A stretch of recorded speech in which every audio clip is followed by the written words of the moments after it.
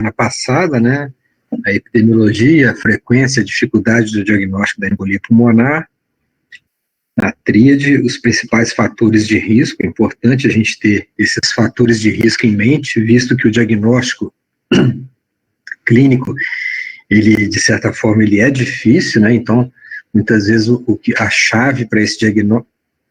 Opa, vou gravar. Então, conforme eu estava falando, a gente ter em mente quais são os fatores de risco para embolia pulmonar, visto que o diagnóstico clínico é difícil, então, a presença de fator de risco, principalmente os maiores ou mais de um fator de risco, acaba que ajuda, né, na composição da hipótese diagnóstica. Aí tem as trombofilias, depois eu falei das formas de apresentação clínica, essas 3 grandes síndromes, um quadro extremamente inespecífico, que a dispneia súbita é o principal sintoma, alguns casos que tem infarto pulmonar, e alguns casos mais graves que tem coma pulmonar agudo, que é o diagnóstico diferencial do choque cardiogênico. Né? Não estou passando rapidamente porque são só as recordação do que eu já falei. Né? E aí, sempre que eu tiver a hipótese diagnóstica de embolia pulmonar, ela nunca vai estar isolada. Ela vai estar associada a um conjunto de possibilidades diferenciais de doenças pulmonares, pneumonia, exacerbações de DPOC, pneumotórax, derrame pleural de outras causas, vasculite, colagenose, ou causas cardiovasculares, principalmente o edema agudo de pulmão, as síndromes coronarianas agudas, pericardite, as arritmias, dissecção da aorta. Né? E também a sepse, que é independente do foco, se é um foco pulmonar ou extrapulmonar, um quadro clínico também muito inespecífico e sempre entra no diagnóstico diferencial de embolia pulmonar. Tá? Diante da hipótese de embolia pulmonar e dessas possibilidades de diagnósticos diferenciais, a gente faz uma série de exames complementares inespecíficos, né, o raio-x, o eletro, hemograma, enzimas cardíacas, e aí a gasometria para avaliar funcionalmente a gravidade daquele quadro, mas lembrando que nenhum desses exames, né, nem a radiografia de tórax, nem o eletro, nem hemograma, enzimas cardíacas, aqui poderia entrar ultrassom, o ecocardiograma, nenhum desses exames é específico para embolia pulmonar. Então, na verdade, quando a gente faz esses diagnósticos, a gente faz esses exames complementares, o que eles podem fazer é dar um diagnóstico alternativo. Por exemplo, eu posso definir um infarto com eletro, com as enzimas cardíacas, eu posso definir um pneumotórax com radiografia de tórax, e aí, obviamente, eu afastaria o diagnóstico de embolia pulmonar e caminharia para esses diagnósticos alternativos, tá certo? Agora, esses exames, eles têm alguns achados que podem ser sugestivos, né, pode aumentar a minha suspeita para embolia pulmonar, mas, conforme eu falei, eles não vão fechar o diagnóstico de embolia pulmonar. Então, a gente passou aqui pelos principais achados da radiografia de tórax, que eu mostrei para vocês. A gente viu a gasometria arterial e o eletro. Bom, então, quando eu chego eu avaliei clinicamente um paciente, eu fiz a hipótese diagnóstica, existe a possibilidade de ser embolia pulmonar, né? Fiz aquela avaliação inicial, não consegui definir um outro diagnóstico, ou seja, eu ainda continuo pensando na possibilidade de embolia pulmonar, mas com aqueles exames eu não sou capaz de fechar o diagnóstico. Nesse momento, a gente vai partir para alguns exames complementares, né, mais especificamente voltados para a embolia pulmonar. E a interpretação desses exames, pelo menos alguns deles, depende de qual que é a probabilidade pré-teste, que a gente chama, a probabilidade clínica de embolia pulmonar. E o score mais validado para falar em probabilidade clínica de embolia pulmonar é esse score que foi descrito por Wells, quando é chamado score de Wells. Então, nesse score de Wells, eu tenho essas variáveis aqui, 7, né, que quando estão presentes eu vou pontuando. Então, já teve um evento prévio, 1,5 ponto. Frequência cardíaca está acima de 100, teve cirurgia ou imobilização recente nas últimas 4 semanas, então, tudo valendo 1,5. Tem hemoptise, tem câncer ativo, tem sinais clínicos de TVP, e aí o último critério é extremamente subjetivo, e é ruim porque ele dá muito ponto. Então, a embolia a embolia é a principal hipótese, quer dizer, os diagnósticos alternativos são menos prováveis. Se a embolia é a hipótese, eu dou 3 pontos. E aí, com a soma dessa pontuação, eu posso classificar a embolia em baixa, intermediária ou alta probabilidade. Ou, se eu for mais simplista, TEP improvável ou provável. Tá? Então, após aquela avaliação clínica da embolia pulmonar, eu sempre devo aplicar a probabilidade clínica, né, e a gente tende a usar esse score de Wells. Alguns autores simplificam, então são as mesmas variáveis, não precisa decorar isso não, viu, gente? Os aplicativos, com telefone celular, a gente busca os scores, ninguém fica decorando mais isso. Então tem os 7 scores do Wells, e aí eu posso simplificar dando 1.0, né, se não. E aí o TEP improvável de 0 a 1 e o TEP provável de 0. Tá? Qual que é a principal implicação?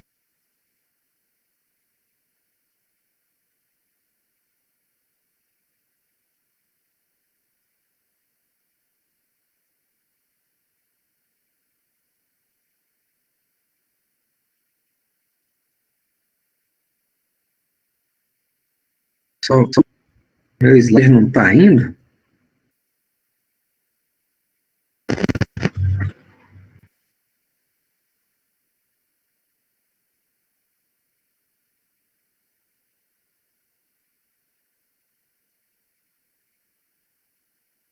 Voltou, gente? Vocês estão me ouvindo?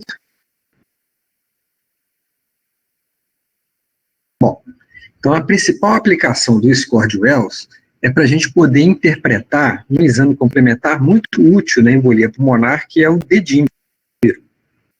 Então, o que é o dedímero? O dedímero é um produto da degradação. Então, se eu tenho um dedímero aumentado, isso indica ação de fibrina, ou seja, há um indício ali de que houve aumento trombótico, né? Não necessariamente. Então, isso é muito importante. Então, o que significa isso? A dosagem é um exame extremamente sensível. Então, quando eu tenho um exame sensível, isso significa que ele é capaz de detectar pequenas alterações, certo? Então, se eu tenho um exame muito sensível, ele tende a ter um valor preditivo negativo alto. Ele é tão sensível que ele detecta. Então, se ele vier negativo, provavelmente não é TEP. Tem um valor preditivo negativo alto. Então, ele ajuda a excluir TEP. Só que ele é um exame muito pouco específico, ou seja, além do TEP, diferentes outras condições podem elevar o dedímero. Só para vocês terem uma ideia, hoje a COVID, né, o dedímero também é um marcador de inflamação, né, então na COVID o dedímero também se eleva sem ter significado clínico para embolia pulmonar. Então ele tem um valor preditivo positivo muito baixo, ele não serve para confirmar TEP. Então um dedímero positivo não fecha diagnóstico de TEP. Além disso, existem várias técnicas para a gente dosar o dedímero, e a mais fidedigna é a técnica da ELISA, certo? Então, como que eu interpreto o dedímero com base na probabilidade clínica que eu tirei lá do score de Wells? Então, eu tenho um paciente com a suspeita de TEP, sem sinais de gravidade, porque se tiver sinais de gravidade, já tem que começar o tratamento desse paciente, então a gente vai ver isso adiante. Então, se eu tenho um paciente com TEP, mas dá tempo de investigar, eu avalio a probabilidade clínica de embolia pulmonar, através do score de Wells. Se a probabilidade clínica for alta, não adianta fazer dedímero. Então, eu aplico lá o score, se na hora que eu fizer aquele score, né, geralmente, quando a minha primeira hipótese é embolia pulmonar, não adianta fazer o dedímero. Por quê? Porque, mesmo como a probabilidade clínica é alta, ele não é suficiente para excluir TEP. E se ele vier positivo, como ele é muito pouco específico, eu não consigo falar que é TEP só pelo fato do dedímero ser positivo, mesmo com uma alta probabilidade clínica. Então, o grande papel do dedímero é quando a probabilidade clínica pelo score de Wells ela é baixa ou intermediária. Aí sim eu faço dedímero. E aí, o dedímero negativo num sujeito com baixa probabilidade ou probabilidade intermediária, o TEP está excluído. Vou ter que pensar em outro diagnóstico, eu não preciso continuar investigando esse paciente para TEP.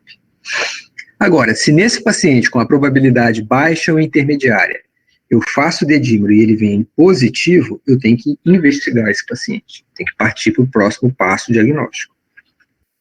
Vocês entenderam isso, gente? Alguma dúvida em relação a isso? Porque isso é fundamental. A gente vê muito pedindo dedímero em pacientes com alta probabilidade e, pior que isso, tratando como se fosse embolia pulmonar pacientes com dedímero alto. Isso não é suficiente para eu tratar. Alguma dúvida?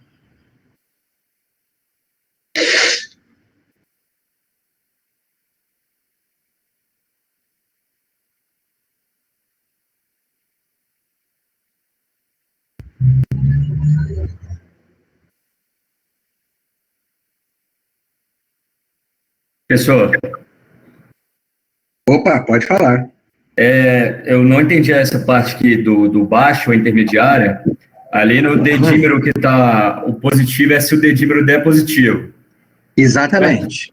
Aí, se ele der positivo, ele é tão sensível, igual você falou, que aí eu não entendi essa parte direito. Se puder repetir, por favor. Vou repetir. Então, assim, eu tenho um paciente que clinicamente a probabilidade de TEP é baixa. Bom, se eu faço um dedímero dele, que é um exame muito sensível, e esse dedímero vem negativo, ou seja, eu já achava clinicamente que não era TEP. Nesse paciente, um dedímero negativo, ele permite que eu exclua TEP, eu não preciso investigar mais ele. Agora, se eu acho clinicamente que não é TEP, mas o dedímero é positivo, então esse dedímero positivo me gera uma dúvida. Opa, eu estava achando que não era TEP, mas veio um dedímero positivo, então eu preciso fazer, o que eu estou chamando de exame definidor é o seguinte, eu preciso fazer um exame complementar outro para definir se é ou não TEP. Entendi. Aí seria como se fosse uma angiografia, angio-TC, né? Isso, a gente vai falar agora, vai ser Não, beleza. Obrigado. Então, se a probabilidade clínica é alta, nem perca tempo com o dedímero. Já vai direto para angio-TC, que é o principal exame definidor no nosso meio atual. Obrigado, professor. Beleza. Bom, aí esses são os exames definidores. Durante muito tempo, a gente tentava fazer o diagnóstico de embolia pulmonar com a cintilografia. Hoje esse exame caiu muito em desuso, a gente nem vale a pena, só vou confundir a cabeça de vocês, porque ele dá muito resultado indeterminado, né? Então ajuda muito pouco no diagnóstico. E porque surgiu a angiotomografia, que hoje é o exame complementar mais importante para eu definir o diagnóstico de embolia pulmonar. Né? Eu só, quando a angiografia ela deixa dúvida, né, o padrão ouro é a arteriografia, mas aqui é um exame invasivo, né, tem que ser fazer no serviço de hemodinâmica, eu tenho que fazer uma cateterização da artéria pulmonar e jogar um contraste, tá? Então, o principal exame, o exame que mais define a presença ou não de embolia pulmonar, atualmente é um exame não invasivo, ou minimamente invasivo, né, visto que eu tenho que funcionar uma veia para injetar contraste, é a angiotomografia, a gente chama de angio-TC. Né? E a gente guarda a arteriografia pulmonar para aqueles casos em que a angiotomografia não conseguiu definir o diagnóstico de embolia pulmonar. Tá? Antes a gente fazia a cintilografia, eu vou passar diretamente, porque não faz mais sentido a gente fazer cintilografia para diagnóstico de embolia pulmonar. Isso virou história. Então aqui está uma angiotomografia. Então é feita uma grande quantidade de contraste, né? E aí o tomógrafo ele faz múltiplos cortes, né, bem próximos uns dos outros, e aí a circulação pulmonar ela fica contrastada. Então esse branco mais forte aqui, isso aqui é a aorta ascendente, a aorta descendente, aqui eu tenho o tronco da artéria pulmonar, indo para o lado direito, e aí tem um stop, ó. Um grande trombo, um êmbolo, né, que ocluiu a artéria pulmonar direita, passa um pouquinho de contraste por aqui, um pouquinho de contraste aqui, mas uma grande embolia pulmonar. Aí do outro lado parece que também tem alguma coisa. Tá? Então, a angio-TC, ela permite a visualização dos vasos, eu posso fazer uma reconstrução em outros planos desse vaso, e aí a falha de enchimento de contraste no vaso é indicativo de embolia pulmonar. Aqui uma outra angio-TC, alguém gostaria de dizer aonde que está a embolia pulmonar aí? Os vasos são esses aqui em cortes transversais, tá? Então, lado direito, né? Então aqui é o lado direito, e aqui é o lado esquerdo. Aonde que está a embolia pulmonar aí, gente?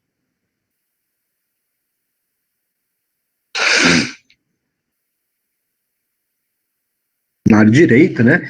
Isso mesmo, Bernardo. Então, aqui é um vaso, se vocês observarem, ele está cinza no seu interior.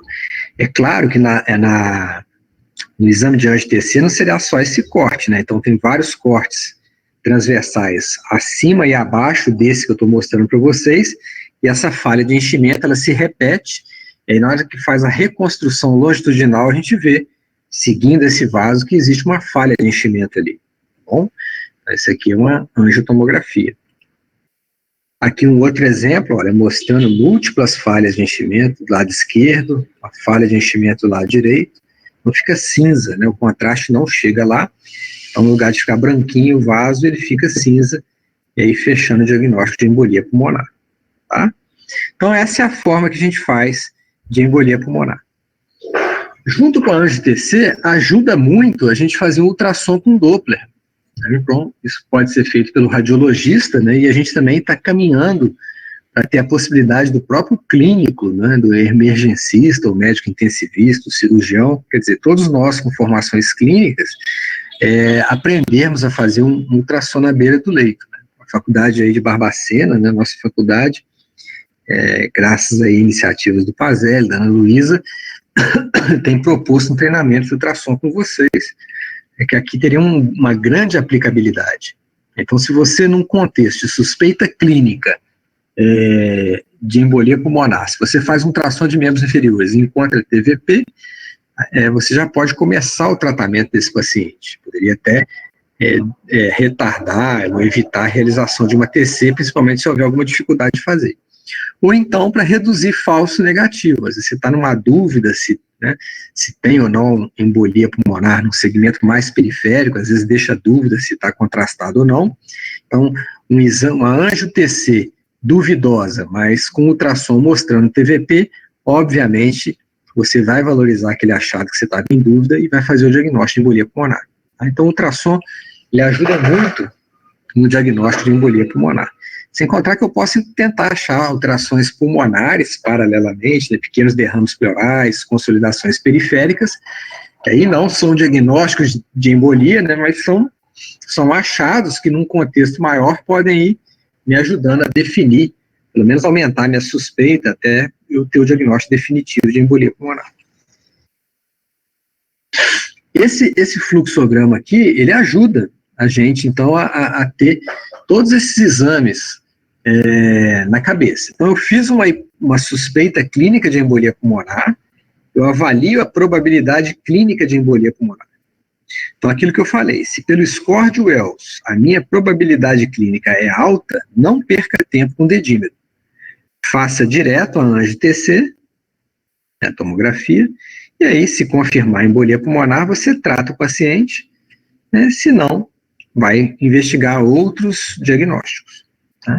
Agora, se o paciente tem uma probabilidade clínica pelo Wells baixa ou intermediária, eu faço o dedímero para ver se eu preciso realmente fazer a tomografia, a angio-TC.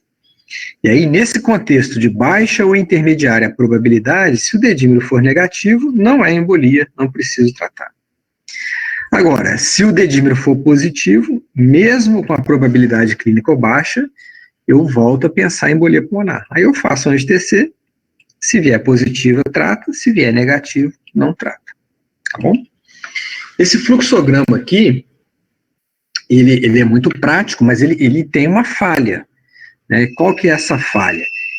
Aqui ele assume que toda vez que eu faço um angio-TC, ele é um exame categórico, né, que ou confirma ou afasta a embolia pulmonar. Nem sempre isso acontece. Né? Em alguns casos, por questões técnicas, às vezes a veia do paciente não é muito boa, então o contraste não chega em quantidade, em tempo adequado no pulmão para fazer a tomografia. Às vezes o paciente treme durante o exame, a imagem fica um pouco tremida.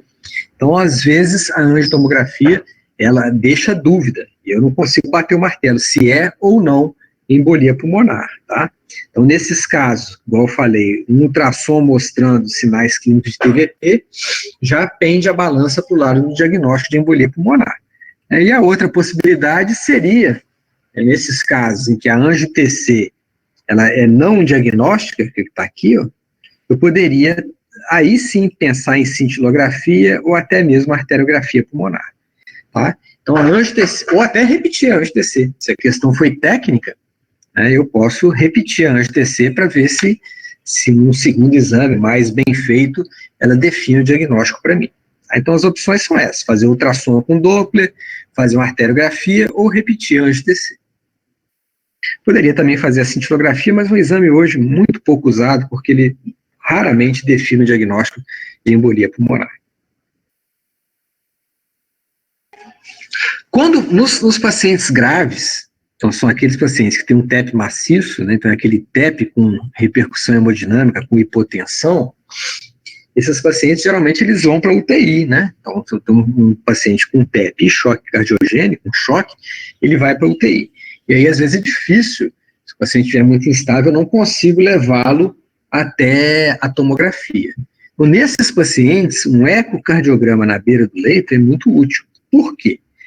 Porque se eu tenho um paciente que tem choque, ele tem hipotensão, para essa hipotensão ser decorrente de uma embolia pulmonar, necessariamente esse paciente tem que ter no eco sinais de falência do VD. Então, isso é muito importante vocês terem clareza. Na maior parte dos casos de embolia pulmonar, não há falência do VD. O choque cardiogênico na embolia pulmonar, corpo pulmonar agudo, ocorre em 15% dos pacientes com embolia pulmonar. Então, na maioria das vezes, a embolia pulmonar não tem falência do VD. Então, um eco normal não afasta o diagnóstico de embolia pulmonar. Porque quase todos os pacientes com embolia pulmonar não têm repercussões no eco. Ele até pode ter um eco alterado por doenças outras. Agora, se a embolia dele chocou, levou a hipotensão, ou fazendo raciocínio inverso, se eu tenho um paciente chocado, para a causa daquele choque ser embolia pulmonar, fatalmente o eco tem que mostrar falência do VD. Então, o ecocardiograma, ele é muito importante no diagnóstico do choque, né? Porque ele vai ver se tem tamponamento cardíaco, ele vai ver se tem falência do VE, e se o paciente estiver chocado agudamente com falência do VD, a embolia pulmonar vai ser uma grande hipótese diagnóstica. Isso está claro, gente? Vocês não podem ter dúvida nisso.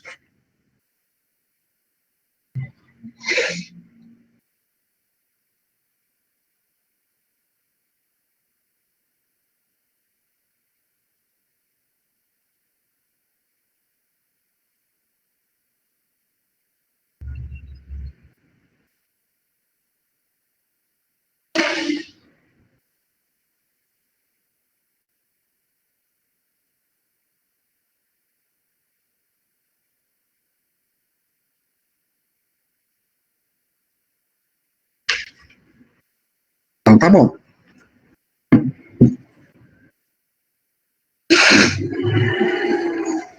Aqui é para, já não é mais para diagnóstico, e sim avaliar a gravidade. Né? Esse aqui é um score, chamado de PESI, que avalia a gravidade da embolia pulmonar.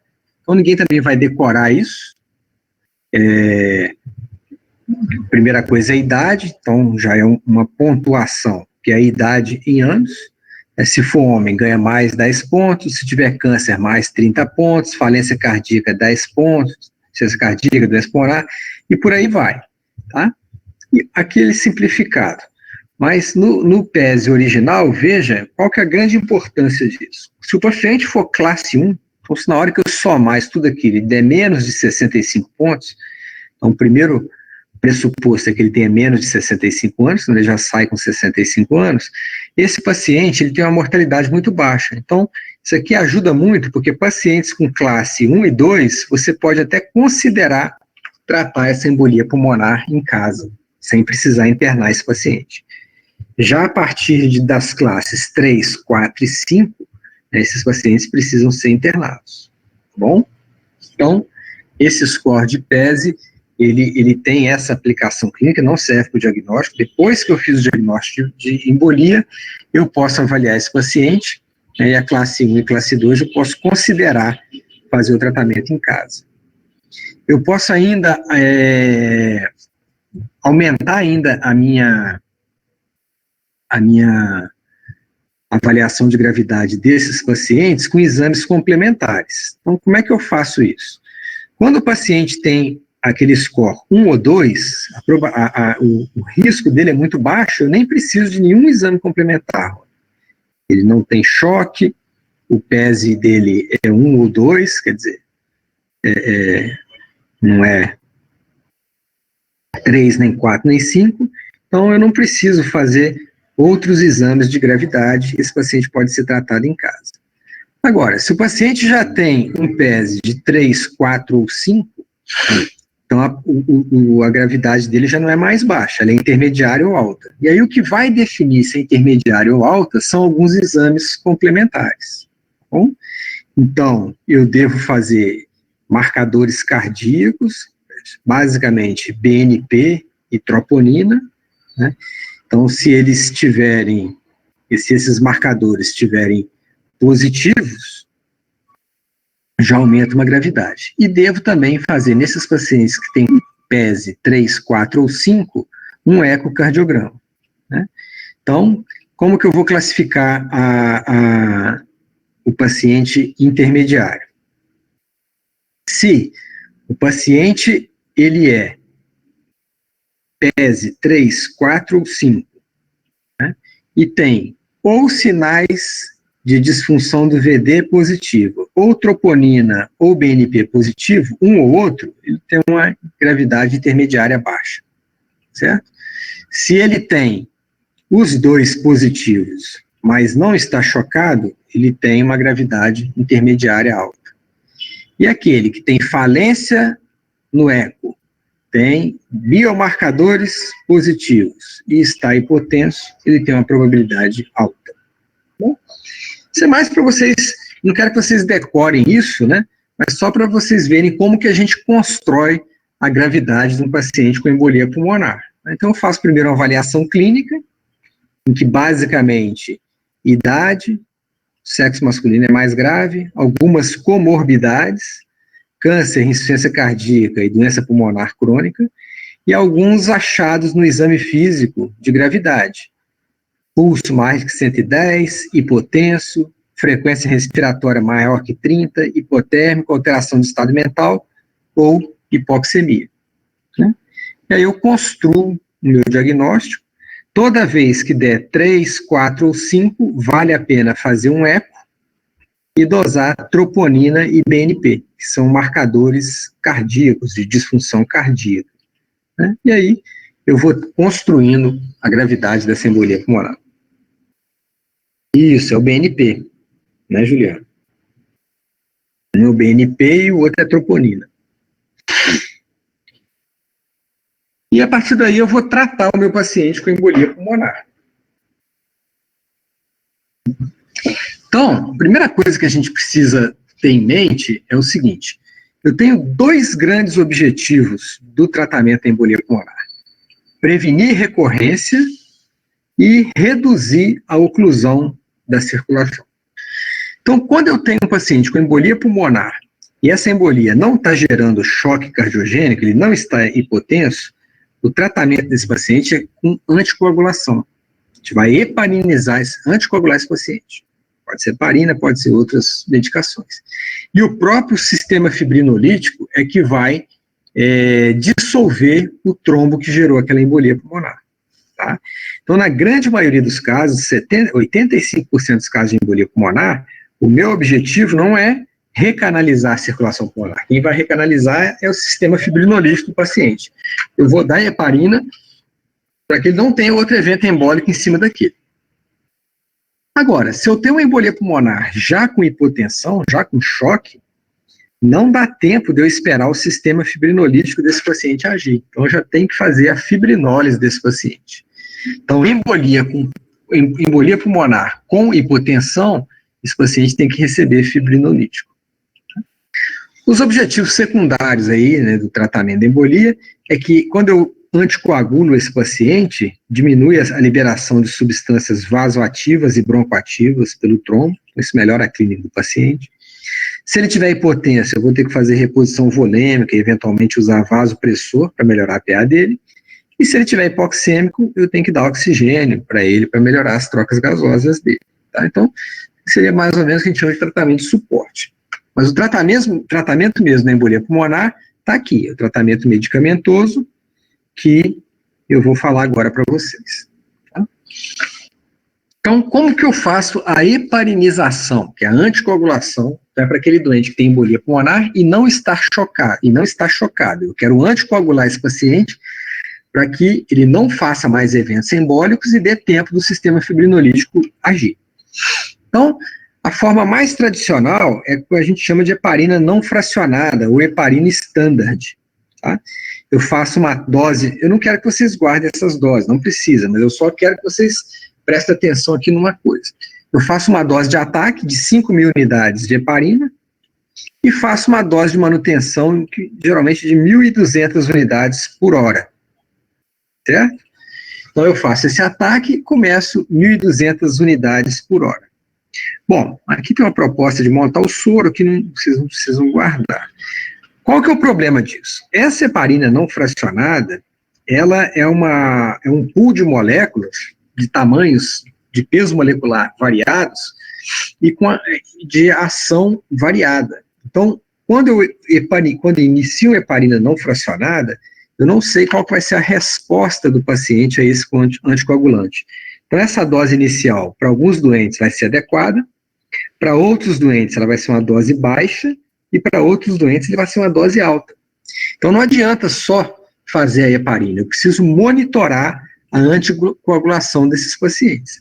E aí, o exame de sangue que eu uso para monitorar a anticoagulação da heparina é o que a gente chama de TTPA, tempo de tromboplastina parcial ativado. E aí eu devo manter o TTPA 1,5 a 2,5 vezes o valor normal, tá? Então, toda vez que e aí no início eu começo a heparina e faço a dosagem do TTPA de 6 em 6 horas. Toda vez que o TTPA estiver abaixo de 1,5, eu aumento a dose da heparina em 20%. Se, por outro lado, ele estiver acima de 2,5, eu diminuo a dose de heparina em 20%. Sempre com esse alvo aqui. Na hora que eu tiver duas medidas de TTPA seguidas na faixa terapêutica, entre 1,5 e 2,5 vezes, e aí eu acertei, ó, a dose de heparina nesse paciente é essa. E aí eu passo a fazer esse TTPA uma vez ao dia. Entenderam? É importante vocês saberem anticoagular o paciente.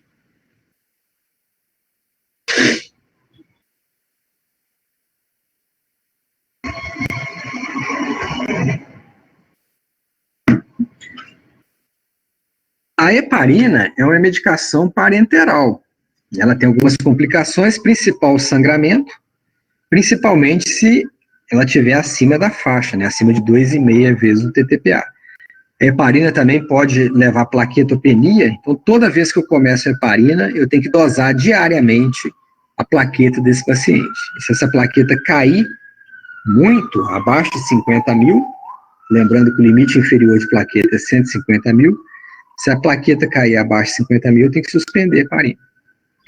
O uso crônico de heparina pode dar osteoporose e, raramente, a heparina, como ela é uma proteína animal, ela pode dar anafilaxia, pode dar urticária, necrose de pele, são eventos raros, efeitos colaterais raros da heparina. Os mais importantes são esses aqui, sangramento e plaquetopenia.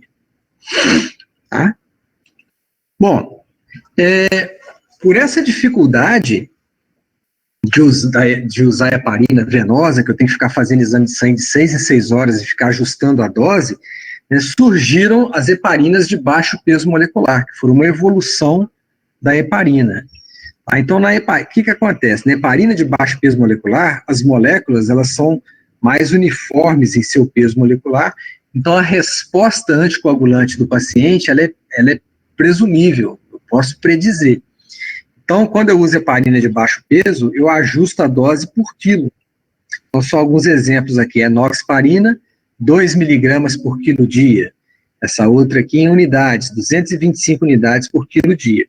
Então, nesse caso, né, eu posso usar heparina de baixo peso, são injeções subcutâneas, que eu não preciso ficar dosando TTPA.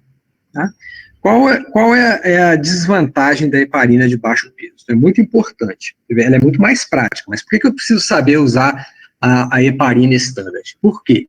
Quando o paciente está hipotenso, então aquele paciente com embolia pulmonar e hipotenso, quando eu for anticoagular esse paciente, eu não posso usar heparina de baixo peso, porque a heparina de baixo peso ela é por via subcutânea, e aí com o paciente chocado, eu não tenho garantia que a medicação administrada subcutânea ela vai ser absorvida. Então, não sei, nesse caso de choque, se o paciente vai ficar anticoagulado. A outra heparina pode ser subcutânea ou EV, mas aí a gente usa EV, tá, Bernardo? A outra dificuldade da heparina de baixo peso molecular é que ela é de eliminação renal. Então, quando o paciente tem um clearance menor que 50, eu tenho que usar metade da dose. E se o clearance for menor que 30, eu não posso usar. Senão eu vou acumulando doses de heparina de baixo peso molecular. Como eu não estou medindo o TTPA, ela não altera o TTPA, e ela não está sendo eliminada pelo rim, porque o paciente tem insuficiência renal, ele pode ter uma complicação hemorrágica. Tá bom? Então é muito importante. E a outra dificuldade da heparina de baixo peso é quando o paciente é muito obeso. Aí a gente ainda fica na dúvida. Imagina um paciente de 80 quilos, por exemplo, enoxaparina, eu vou usar 80 miligramas de 12 em 12 horas, né? 2 miligramas por quilo, 160, 2 vezes ao dia, 80 miligramas de 12 em 12. Se o paciente pesar 150 quilos, a gente ainda não tem ao certo, ainda não há na literatura segurança para a gente usar essas doses tão altas em pacientes com MC acima de 40, com peso acima de 150 quilos, tá? Então, nessas situações de peso muito alto, a gente prefere anticoagular com heparina venosa e controlar o TTPA. Bom, tanto a heparina standard, né, a não fracionada, ela é venosa, e a heparina de baixo peso, ela é subcutânea. E esses pacientes, eles, durante a embolia pulmonar, eles vão ser anticoagulados por pelo menos 3 meses. Tá? Então, é muito incômodo, imagina, venoso sem chance, né? É muito incômodo eu ficar 3 meses usando heparina subcutânea de 12 em 12 horas.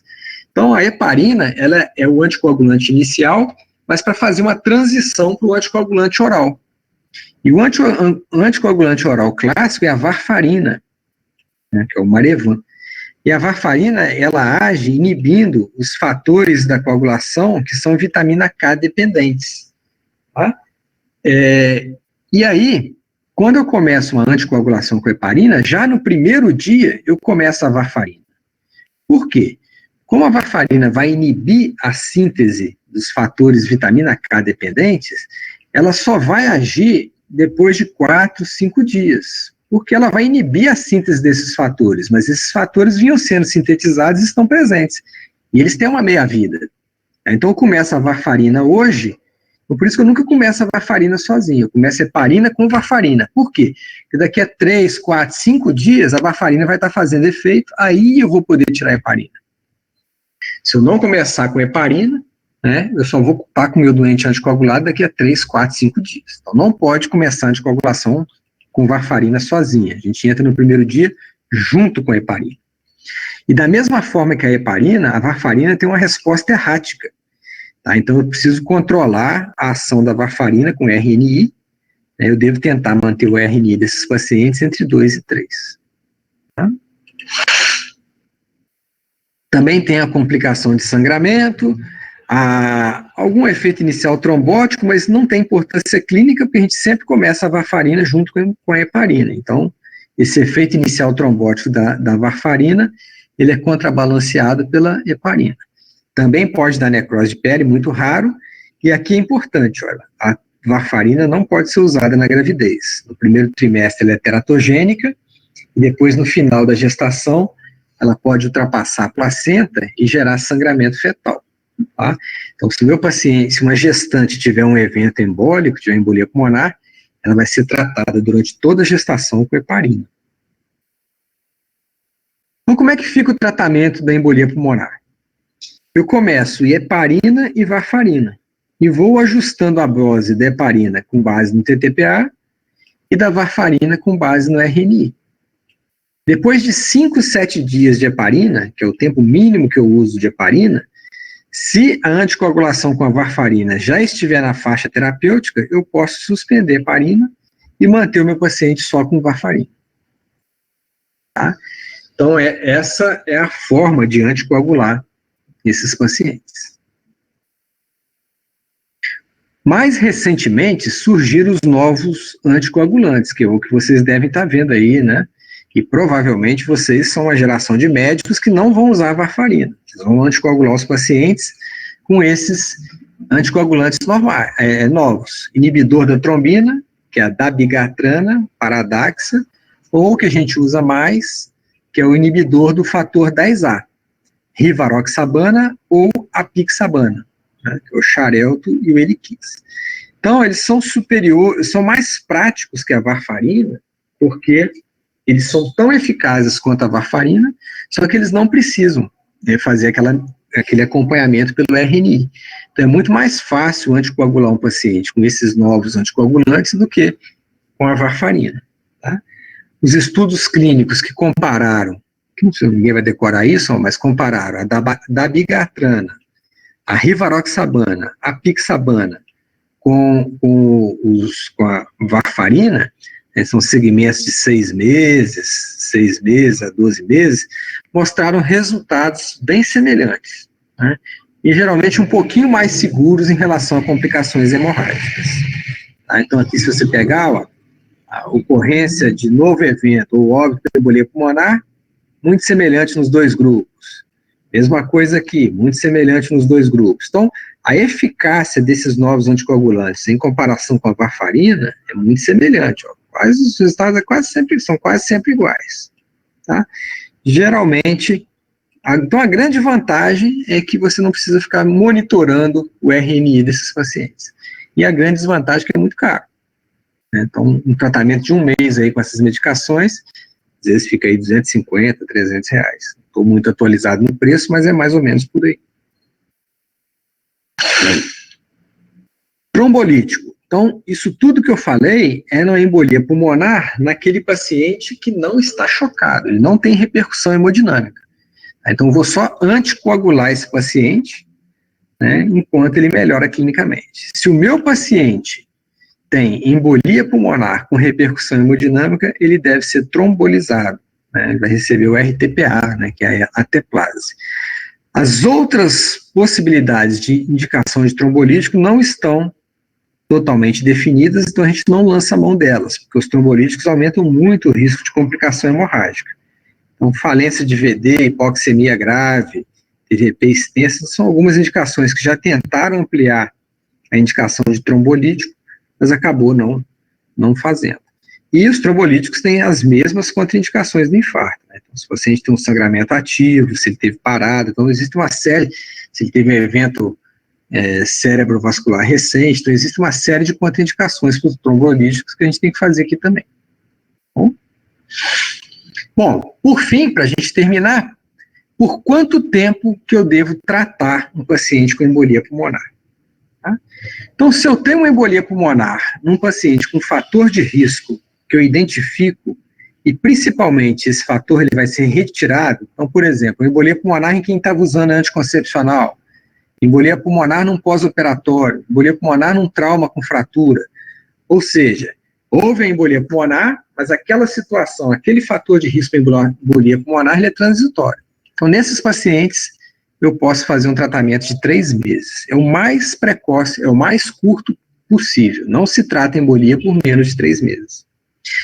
Se eu não identifico um fator de risco, ou o fator de risco que eu identifico, ele é permanente, por exemplo, insuficiência cardíaca, uma sequela de AVE, uma fibrilação, uma arritmia cardíaca. Então, nesse caso, o tratamento mínimo é de 6 meses.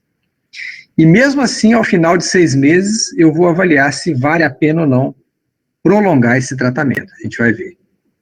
Aqui está o exceto câncer. Por quê? Porque se o fator de risco for câncer, Então, ainda acredita-se que nos primeiros meses deve ser até heparina mesmo, ser heparina. Embora pode ser o anticoagulante oral da mesma forma. Tá? Se eu optar por 3 ou 6 meses e após a retirada do tratamento o paciente tiver recidiva, aí é anticoagulação permanente.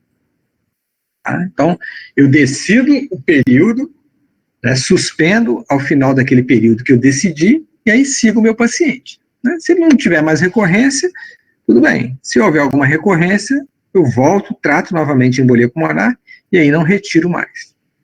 O que é essa estratégia estendida? Então, nesses casos, em que eu uso até 6 meses, ao final dos 6 meses, eu ainda devo colocar na balança se vale a pena prolongar. E aí, quando eu prolongo, né, a cada retorno eu avalio quais os pacientes têm alguns fatores que me dão medo de recidiva. E tem no outro lado da balança fatores que me dão medo de sangramento. Então, se já teve outro evento antes, se tem quadros hereditários, anticorpo antifosfolípide, ficou com sequela no membro inferior, ou ficou com sequela com disfunção do VD, esses são pacientes de altíssimo risco. Então, eu sempre considero manter o anticoagulante, mesmo depois de 6 meses. Só que, se ele tiver mais de 75 anos, se já teve hemorragia digestiva, se já teve AVE, se tem outras doenças crônicas, principalmente hepatopato ou nefropata, se usa aspirina ou outro antiagregante, ou se ele não controla adequadamente, aqui especificamente para o Morevan, não são doentes de risco para sangramento. Tá? Então, quando eu está na época de suspender a anticoagulação, eu peso quais são os riscos de recidiva e quais são os riscos de sangramento. Né, para eu tentar aí achar um equilíbrio se vale a pena prolongar ou não a anticoagulação desses pacientes. Alguma dúvida, gente? Bom, e para terminar, a profilaxia.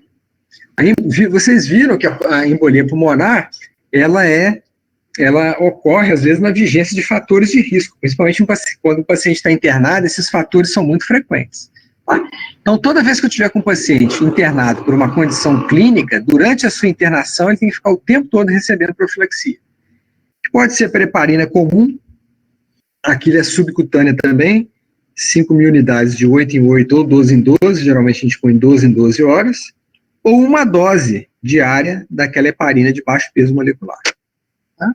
Tem essa outra possibilidade aqui de um derivado de heparina, né, que chama fondaparinux. Então, é muito importante isso aqui, gente. Toda vez que vocês estiverem com um doente internado, uma internação clínica, seja uma pneumonia, COVID, DPOC, insuficiência cardíaca, qualquer condição clínica, o paciente está internado, ele tem que ficar durante todos os pacientes em UTI, por exemplo, então durante toda a internação ele fica com profilaxia.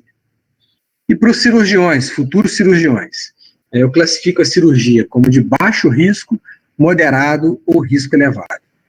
Cirurgia de baixo risco são pacientes com menos de 40 anos, cirurgias com menos de 30 minutos e benigna.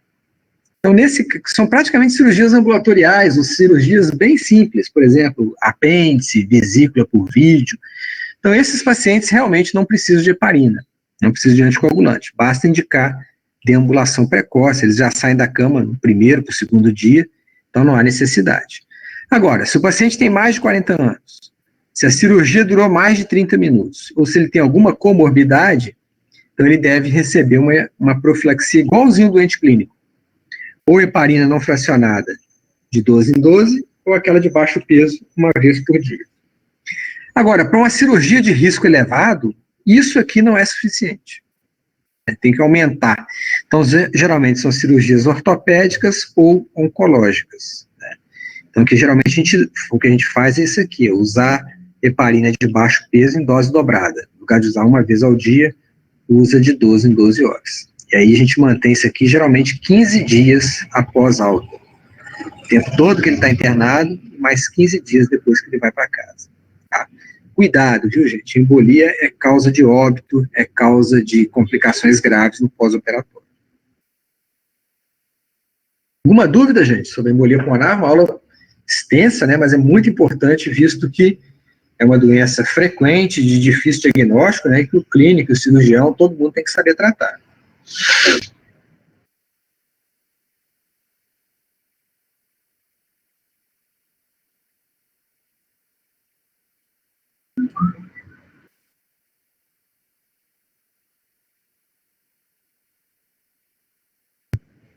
Dúvidas?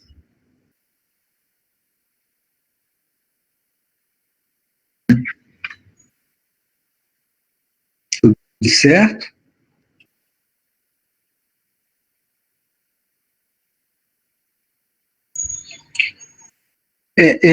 O uso hospitalar do xarelto, então, na profilaxia desses pacientes, eu não tenho certeza, viu, Juliana? Com doente internado, eu acho melhor manter ou heparina de baixo peso molecular.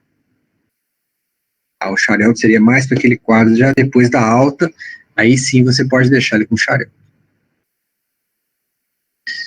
Beleza, gente. Então, a turma que vai ficar comigo no raciocínio, a gente dá um intervalinho de 10, 15 minutos, para eu dar uma descansada e a gente volta aqui, tá bom? Um abraço.